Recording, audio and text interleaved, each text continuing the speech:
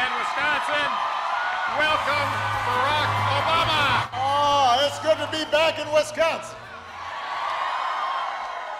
Good to be back in the Midwest. Especially when it's 67 degrees in October.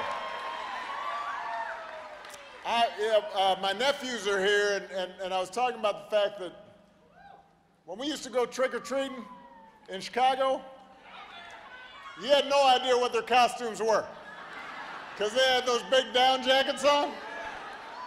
But this is some good trick-or-treating weather right here.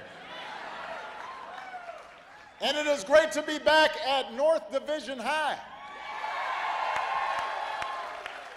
This is actually the third time that I've spoken here. The last time was back in 2018. And for some reason, I'm the only one who looks older. Which is a little disturbing. Yes, it's good to see you. Now, we're not going to talk about the Bears or the Packers. Maybe next month, but not right now. We want to keep this an upbeat affair. The reason I'm here is simple. I am here to ask you to vote. I am here to ask you to vote for my dear friend, the 3G, Representative Gwen Moe. I am here to ask you to vote for your Attorney General, Josh Kaul, for your next Lieutenant Governor, Sarah Rodriguez, for your outstanding Governor, Tony Evers, and your next United States Senator, Mandela Barnes. That's why I'm here. And you don't have to wait for November 8th to cast your ballot. You can vote early in person through November 5th here in Milwaukee. Or you can vote at your polling place on November 8th. And if you're not sure about how and where and all that, you go to iwillvote.com, find out what you're supposed to do, and then make a plan. Make a plan, because you don't want to sleep through the election. And while you're doing that, help your friends and family make a plan. Take them with you if you vote early. If you vote in person, take them with you on election day. Because this election requires every single one of us to do our part. It's that important. Now, I think it's fair to say that this country, and I'm sure it's no different in Wisconsin and Milwaukee, this country's gone through some tough times these past few years. We have been through some stuff. We're just now coming out of a historic pandemic that wreaked havoc on families and schools and businesses and communities. Everybody was impacted. Michelle's good, but she was impacted. No, she was. You know, Michelle talked about this publicly. You know, even for folks who obviously, you know, we were in so many ways advantaged in terms of, like, you know, we didn't have to worry about paying rent and, you know, food and stuff, but emotionally it was hard for everybody. But some folks were more impacted than others. People lost loved ones, nurses, teachers, essential workers, meaning folks who actually do work. They were really affected and more at risk. And the pandemic also highlighted, and in some cases made worse, problems that we've been struggling with for years. An economy that too often works for those at the very top, but not for everybody else. Communities where too many kids are out of school, and then they end up being out of work, and then they're out of hope.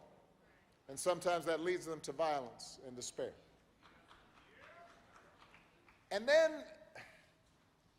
there was a shift, and this is a long-term trend, but we saw it get worse, of just a breakdown of basic civility, of basic neighborliness, and nowhere did you see it more than in our politics, where suddenly you have politicians doing their best deliberately to stir up division, to make us angry and afraid of each other, just for their own advantage. And all of this was amped up, hyped up, 24/7 on cable and then on social media, that finds that it's profitable to promote controversy and conflict instead of facts and truth. You got that? Okay. And we're still seeing the aftermath of that. You know, I want to take a moment just to say a prayer for a friend of mine, Mr. Paul Pelosi, 82 years old, attacked. Somebody breaks into his house looking for his wife, the Speaker of the House, Nancy Pelosi. Beats him with a hammer. Doctors fortunately believe that he's going to be okay. And we'll let the investigators do their jobs. But one thing, I think one thing's clear. This habit that we've seen, completely contrary to what Tony was talking about, that this habit of saying the worst about other people, demonizing people, that creates a dangerous climate. And if elected officials don't do more explicitly to reject this kind of over-the-top, crazy rhetoric, if they keep on ignoring it or tacitly supporting it or in some cases encouraging it, if they're telling supporters, you got to stand outside polling places armed with guns and dressed in tactical gear, you know, that's the kind of thing that ends up getting people hurt. And just as significantly, it violates the basic precepts, the basic spirit of who we are supposed to be as a democracy. So I get why people are anxious. I understand why you might be worried about the course of the country. I understand why you might sometimes just want to tune out. Just watch football. Or HGTV. Or the Great British Baking Show, which is a cute show. National Parks, that's a good show. But I'm here to tell you that tuning out Milwaukee is not an option. Just moping is not an option. Because the only way to make this economy fair, to make it work for everybody, is if we all fight for it. The only way to make our democracy stronger is if we nurture it and work for it. And that starts with electing people who know you, who see you, who care about you, who know what you're going through. And you did that 2 years ago when you sent Joe Biden to the White House. He's fighting for you every day. He's got your back. He's doing everything he can to put more money in your pockets, to make your streets safer, to bring more good-paying jobs here to Wisconsin. You did it when you elected Tony Evers governor. You did it when you sent Gwen Moore and Tammy Baldwin to Washington to fight for you. And now you got to do it again. Because here's the thing, Wisconsin, there are a lot of issues at stake in this election. But the most basic question, the fundamental issue, you should be asking yourself right now is, who will fight for you? Who cares about you? That's the choice in this election. All the other stuff It's surface stuff. It's distraction. Anybody can run a TV ad. Anybody, these days, they can say anything. Nobody's fact-checking anything.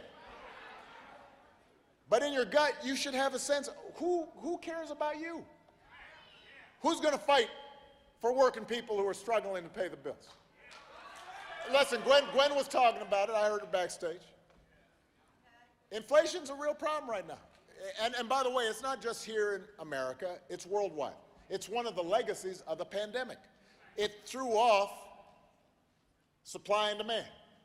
You know, folks who were in the auto industry, for example, suddenly you couldn't get spare parts, but people wanted to buy cars, and there weren't enough cars, and inventories. All this stuff has created inflation. It's put pressure on prices. And then, on top of that, you've got a war in Ukraine, and that sends gas prices through the roof. And look, whatever the reasons, when gas prices go up, when grocery prices go up, that takes a bite out of people's paychecks. That hurts.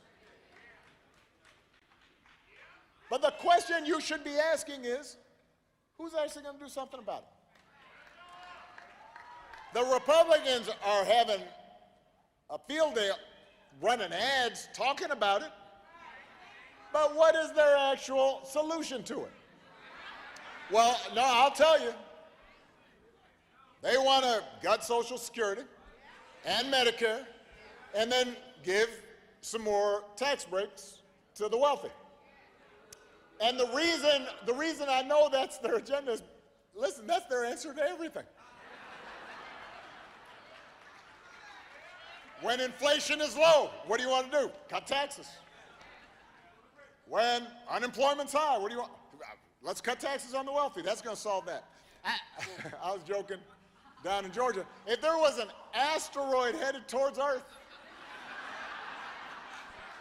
it's going to land in like 2 weeks. If you went in the Republican caucus and you said, what do you want to do? Well, we need a tax break for the wealthy. That's going to help. I'm only barely exaggerating.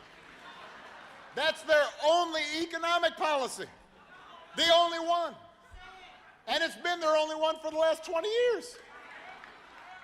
I mean, it'd be nice, yeah, if every problem you had, you just had one answer. You know, those of you who are young, you're still in school, you know, you go to the math exam, it's like every answer is just number 8. You just write 8. You'd get an A. But that's not how the world works. They don't have a plan. That's why Democrats actually have plans to take on drug companies to lower prices, to get oil industry to clean up its act, to pass laws to make housing more affordable, to make sure big corporations that are already getting tax breaks create jobs here in Wisconsin instead of overseas. That's the choice in this election. That's what this is about.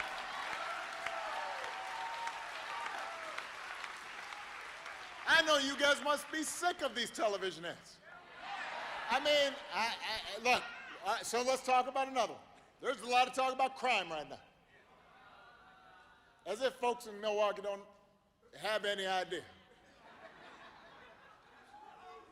Listen, oh yeah. Violent crime's gone up over the last 7 years, not just the last 2, by the way. They act like the other guy wasn't president when some of this stuff was happening. It's gone up in conservative and rural areas, not just in the city. So, who will fight to keep you and your family safe? Is it going to be Republican politicians who want to flood our streets with more guns? Who actually voted against more resources for police departments?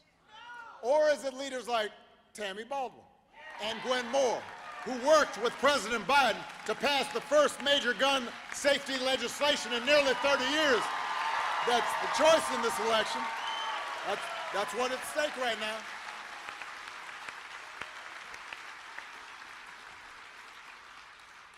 Who will fight for your freedoms?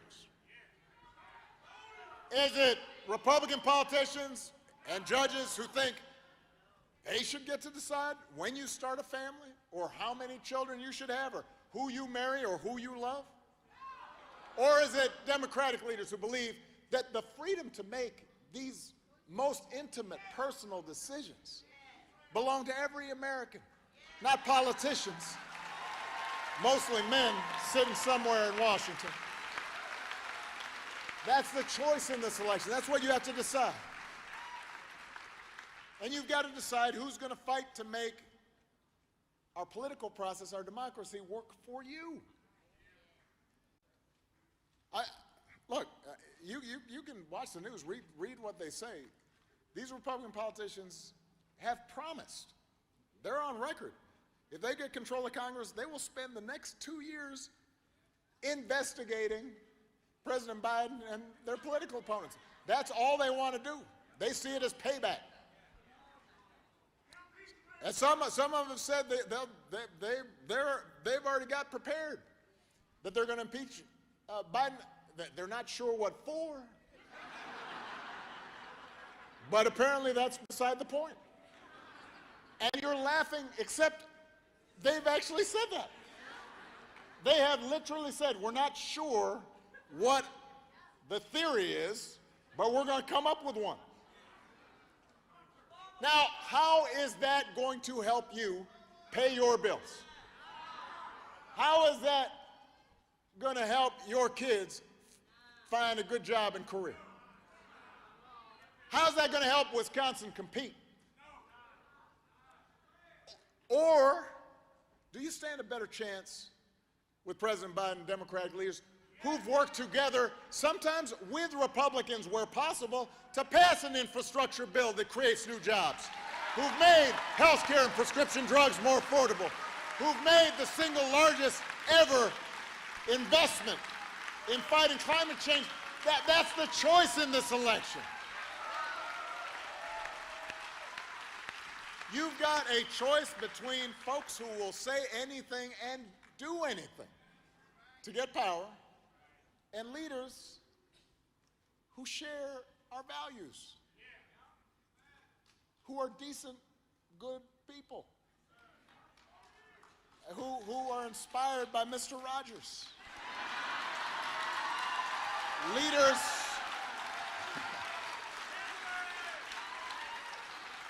Leaders who want to help make your lives better and move this country forward. And look, let me be clear, because I've been out here campaigning for the last few days. This hasn't always been a partisan thing. My favorite president was a guy from my home state of Illinois named Abe Lincoln, helped found the Republican Party. It used to be that there were GOP members who championed progress and civil rights and rule of law. Folks who were with me in the 2008 election, you remember?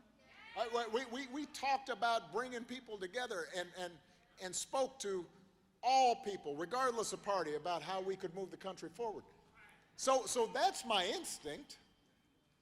I'm not somebody who believes that that some party label defines us, but I have to speak the truth, which is these days, just about every Republican politician seems obsessed with just two things.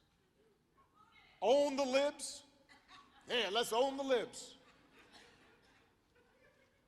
And getting Donald Trump's approval. That's their agenda. No, don't boo. Vote.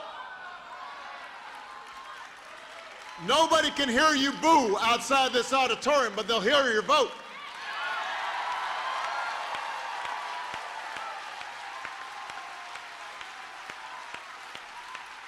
But this current crop of Republican politicians, they're not interested in solving problems. They're interested in making you angry and then finding somebody to blame. And they're hoping that that'll distract you from the fact that they don't have any answers of their own. That's their obsession. That's their formula. That's their answer to everything.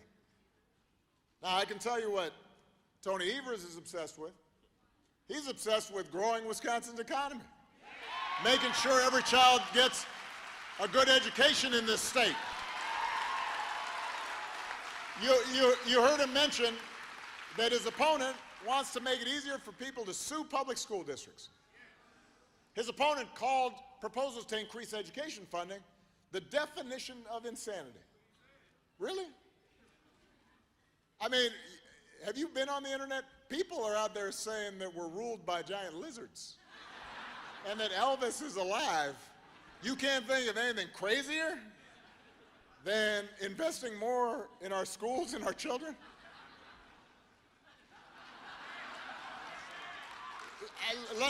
Let me tell you, if that's crazy, then Tony's a good crazy. Because he's a lifelong educator. And as governor, he's worked with leaders from both parties to invest more in public education than Wisconsin has in almost 2 decades.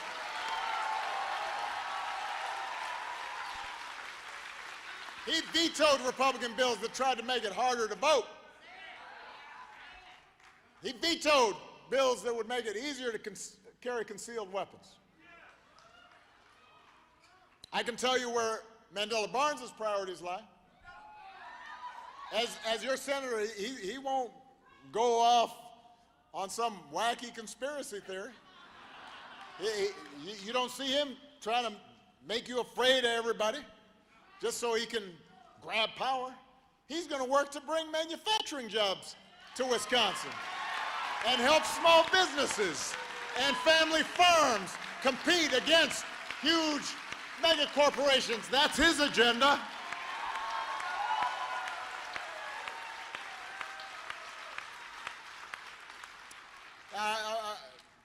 I want to say something here.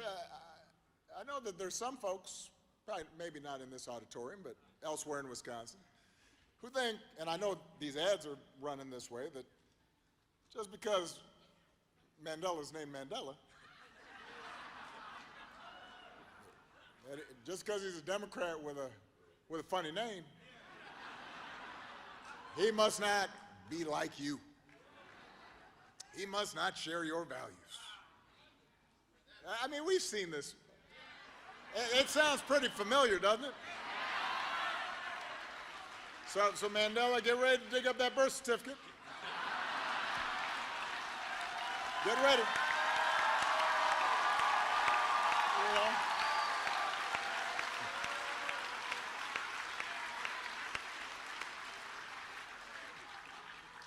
Remember when that's the good old days. Remember when that was the craziest thing that people said?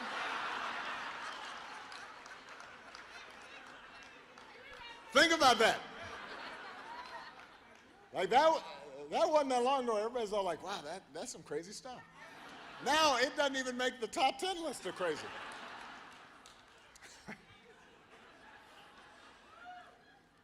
But the truth is, I just talked to Mandela's parents. They were in the photo line. This here's son of a third shift auto worker and a public school teacher. Grew up in Milwaukee, one of Milwaukee's poorest neighborhoods. Worked as an organizer, served as a state legislator, now a lieutenant governor. He's fought every step of the way to make sure Wisconsinites have opportunity to get ahead just like he did. He believes in the American dream. If that's not a true-blooded Wisconsin American, I don't know what is. Come on.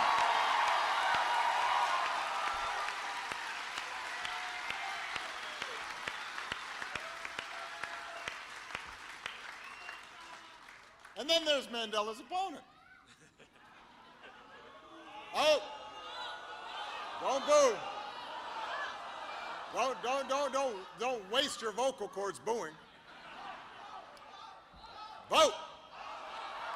That's right. All right, you got the idea. So, Ron Johnson, as your senator, now remember, the question is, who's going to fight for you? Remember that, right? That's who's on your side, who cares about you, who's thinking about you. Ron Johnson, as a senator, helped give millions of dollars in tax deductions to some of the biggest donors who funded his campaign. And after he voted for a tax plan that allows people to write off the cost of private planes. I've been trying to get this thing closed since I was president.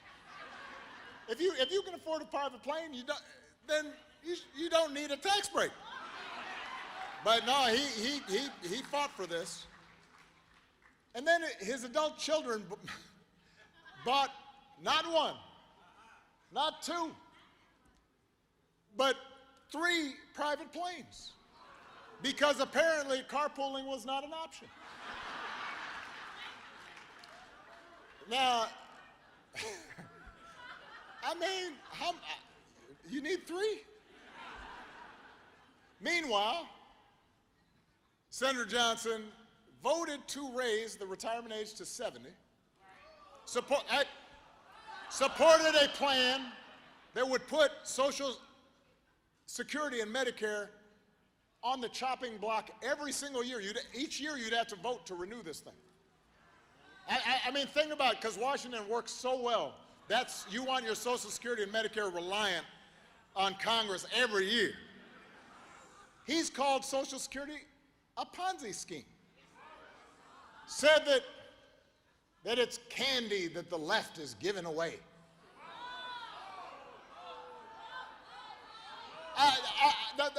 The point is, some of you here are on Social Security. Some of your parents are on Social Security. Some of your grandparents are on Social Security. You know why they have Social Security? Because they worked for it. They worked hard jobs for it. They have chapped hands for it. They had long hours and sore backs and bad knees to get that Social Security. And if Ron Johnson does not understand that, if he understands giving tax breaks for private planes more than he understands making sure that seniors who've worked all their lives are able to retire with dignity and respect, he's not the person who's thinking about you and knows you and sees you, and he should not be your senator from Wisconsin.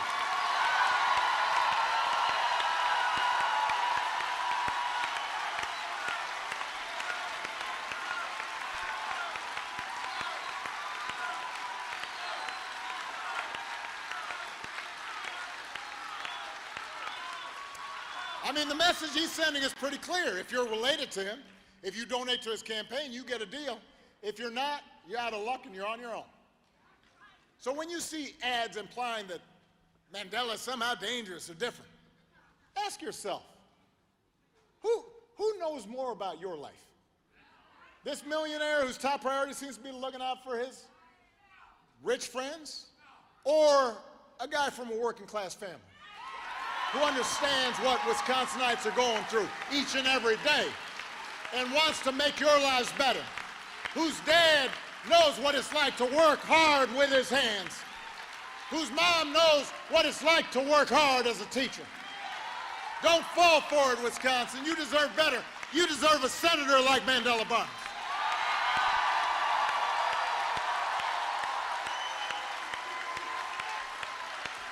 See through the surface of things. Just go a little deeper. I love you too.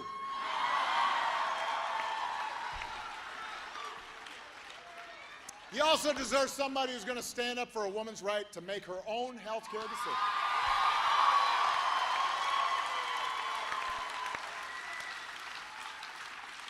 Now, abortion has been controversial since I've been around. And I genuinely believe that there are good people of conscience who may differ with me on this issue. But we should all agree that women everywhere should be able to control what happens with their own bodies. And it shouldn't be controversial to say that the most personal of healthcare decisions, the most profound of personal choices should be made by a woman and her doctor and not by a bunch of mostly male politicians sitting in a state capitol or sitting in Washington and don't know nothing about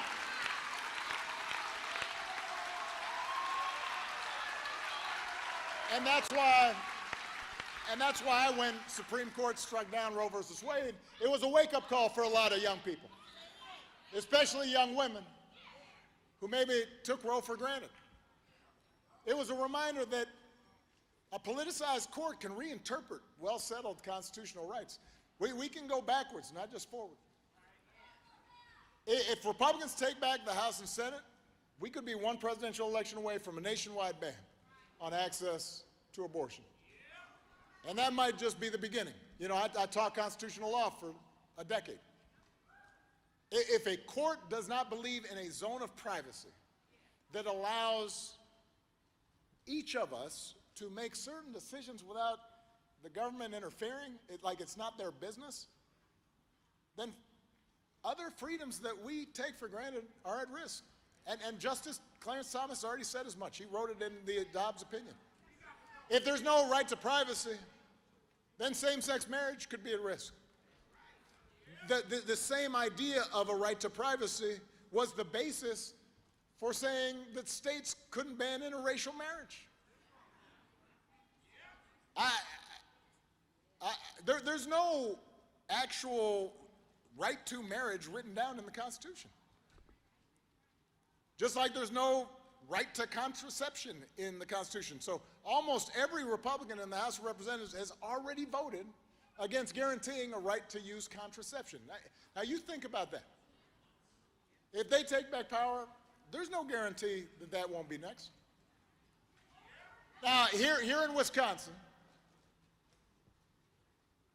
Governor Evers' opponent wants to ban abortion with no exceptions. According to him, and I'm quoting here, it's not unreasonable for the government to force rape victims to give birth. Now, vote. Supports a criminal abortion ban, passed more than 70 years before women got the right to vote. That could put doctors in jail for trying to save a patient's life, because part of what a lot of times people don't think about is there are people who want to bring a child to term, something goes wrong, and if you don't have exceptions and doctors are being criminalized, they don't train to deal with those situations. They won't know what to do in some cases, or you won't have a lot of people who can deal with it. The good news is, if you vote for Tony, that's not going to happen. 2 days after the Supreme Court heard arguments in the case that would overturn Roe versus Wade, he vetoed 5 Republican bills that would have eliminated or limited access to abortion. As long as Tony Evers is governor, he'll keep doing whatever it takes to make sure that women have power to make their own health care decisions. And that's how it should be.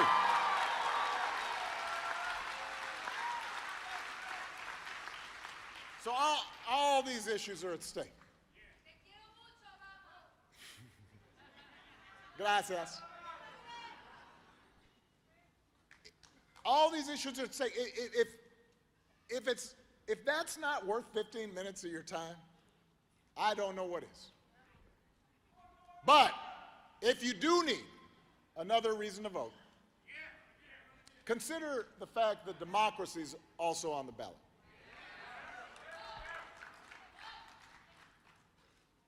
You know, I mentioned earlier things have changed in terms of our political discourse.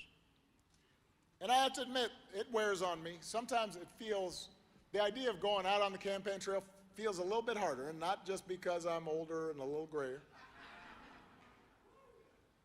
Back when I was first running for office, people didn't agree with me on everything. I'd go, and I was driving myself. I didn't even have a driver. And by the way, I'm really dating myself because we used maps. You know, like paper maps. You never knew how to fold them back up. So they're sitting in the passenger seat. And I'd be driving around, and we'd go out into rural areas, farm country, and there weren't a lot of folks named Barack or who looked like me. And a lot of these were predominantly conservative Republican areas. And I'd stop by a VFW hall, or I'd talk to, somebody at a fish fry. Might stop by the local paper. And you sit down, maybe it's at a diner over a piece of pie and coffee, and they didn't agree with me on everything. But we could have a nice conversation. And we could talk about the things we had in common, our hopes for our kids, problems we were seeing with farm prices. You could have a conversation about health care and an ailing mom. And over the course of the conversation, maybe we kind of learn from each other. And you'd persuade each other a little bit. And then folks didn't all vote for me just because I had that conversation, but you felt as if you could make a connection. And that's why I ended up getting a bunch of Republican votes. And then after I won for the presidency, my opponent, John McCain, first thing he did, graciously conceded, got on stage, wished me luck for the good and the sake of the country. That was the basic foundation of our democracy. That's how it worked. Some sense of mutual respect. We can disagree without being disagreeable. And that's at risk right now. And listen, you may not hear this a lot of times at a Democratic rally. Democrats aren't perfect. I wasn't perfect as president. I'm the first one to admit it. Politicians, just like all of us, can make mistakes, even with the best of intentions. But for the most part, just about unanimously, Democrats still abide by the basic norms and rules of how the democracy is supposed to work. Like in 2016, when my successor won, and I'm in the White House, I wasn't feeling good, but I stayed up till 3 in the morning until it was finally decided, and then I had to call him and say congratulations, because that's how democracy is supposed to work. And we ensured a peaceful transition of power. Now,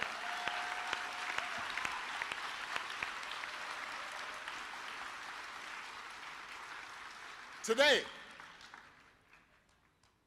with just a few notable exceptions, and I give credit to some courageous Republicans who probably lost their seats because they believed in the rules, but the vast majority of Republican politicians, whether because they actually believe it or because they're scared to say otherwise, they're not even pretending that the rules apply anymore. They are literally just making stuff up. Mandela's opponent has done more than just about anybody in Congress to spread conspiracy theories about the 2020 election. I mean, he has a gold medal in that event. He said the attacks on law enforcement at the Capitol on January 6th were, by and large, quote, peaceful protests.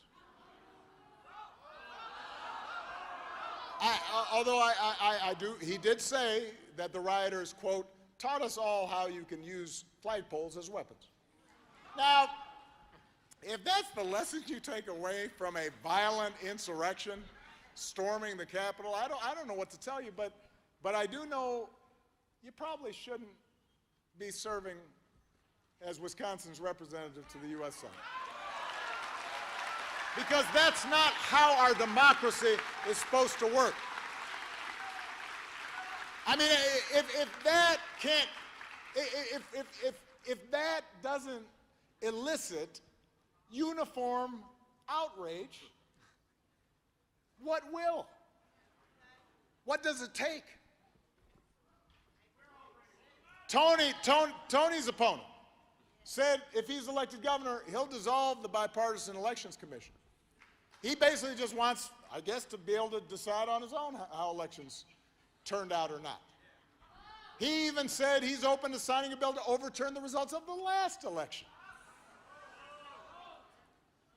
And to say the obvious, if somebody's openly obsessed with changing the last election, he probably should not be in charge of overseeing this one coming up. You've got Republicans in the Wisconsin state legislature trying to give themselves power to do whatever they want. Here in Wisconsin, already the map is so gerrymandered. They only have to win 44% of the vote to get a majority of the assembly. Now think about that. Think about any other thing you do in life where 44% are on one side, 56% on the other, and 44 wins. It don't make sense. That is correct. And if they pick up a few more seats in both chambers, they'll be able to force through extreme, unpopular laws on everything from guns to education to abortion, and there won't be anything Democrats can do about it. Now, right now, the only person standing in their way is Tony Evers. And let me say this. I know Tony's low-key, he's self-deprecating. You know, he's got a little more of a Clark Kent vibe than a Superman vibe. But don't let the glasses and the necktie fool you, because Tony is tough. He's single-handedly keeping Republicans from driving the car off the road. He might be democracy's best hope in Wisconsin. That's one more reason he deserves your vote.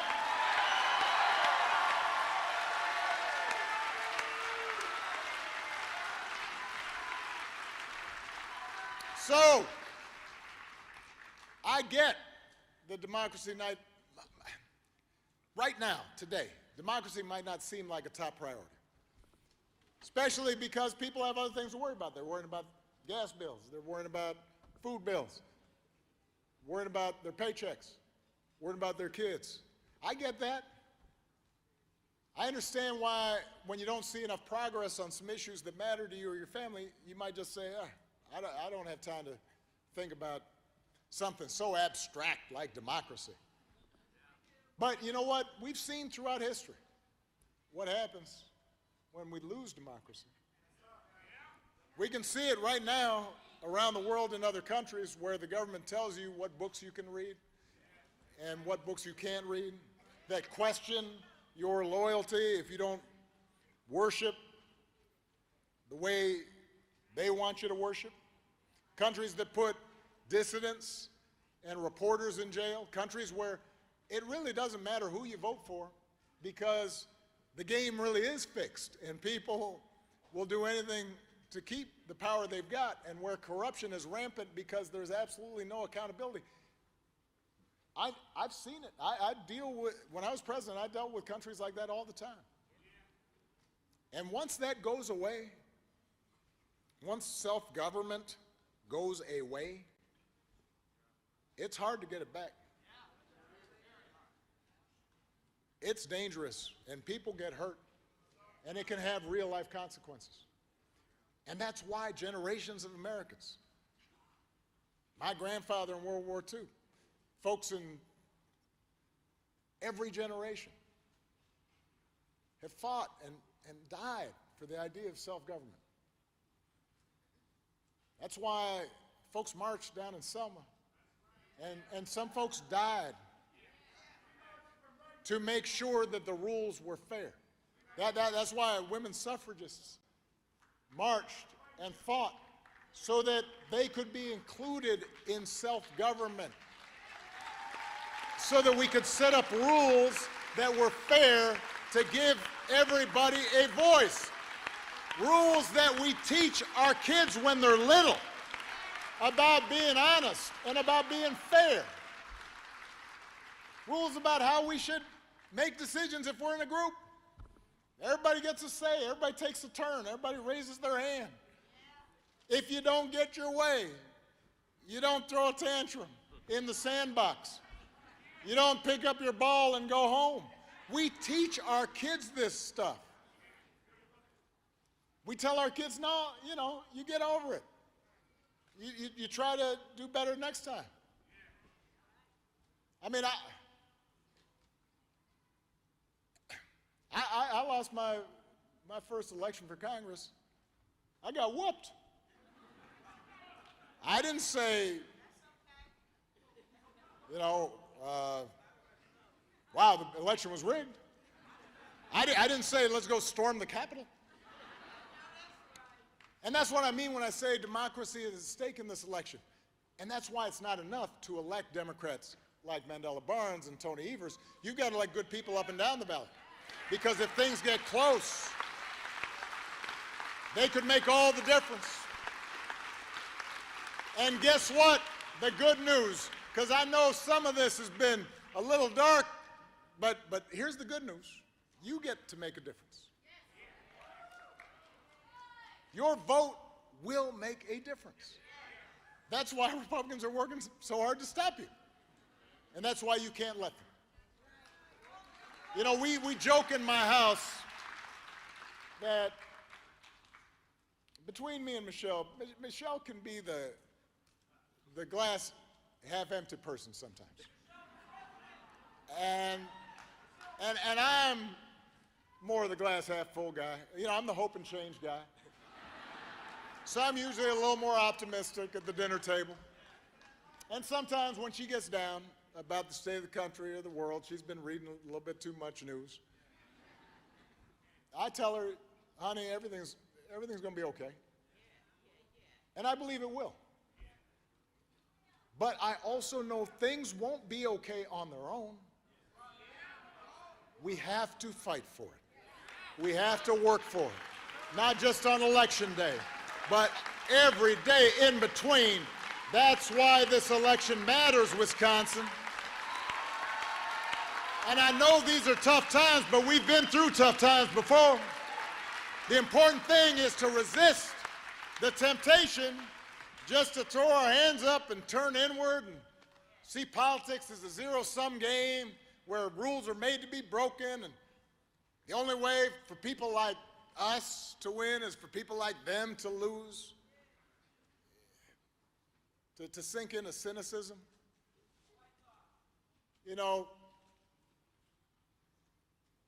even in our darkest moments, and I remind Michelle and I tell my children, this country's seen darker moments before. Underneath it all, I believe we've had more in common than our politics and our politicians suggest. Even when times are tough, I believe what unites us can be stronger than what divides us. There have always been certain values that bind us together as citizens, no matter who we are or where we come from or what we look like or who we love. We think about our kids, and we think about working hard, and we think about being honest and being fair. Homespun values. And it doesn't matter whether you're on a farm somewhere or you're in the inner city. People have a sense of that. Doesn't matter what your last name is. That's the promise of America. That's who we at least want to be. And in this election, you have a chance to do that, to make America live up to what we hope it can be. You have a chance to vote for leaders like Gwen Moore. You have a chance to vote for Josh Call. You got a chance to vote for Sarah Rodriguez. You got a chance to vote for a great and decent governor like Tony Evers. You got a chance to vote for an outstanding young man who will work hard for you, Mandela Barnes. You got a chance to vote for this whole ticket that will fight for a big, inclusive, hopeful America that we believe in. An America where we might not fix all our problems overnight, but where we can make things better. And better is worth fighting for. So if you're anxious, If you're frustrated, don't complain. Don't boo. Don't tune out. Don't get bamboozled. Don't fall for that okey doke. Vote. Get off your couch and put down your phones for a minute and vote for this whole Wisconsin Democratic ticket.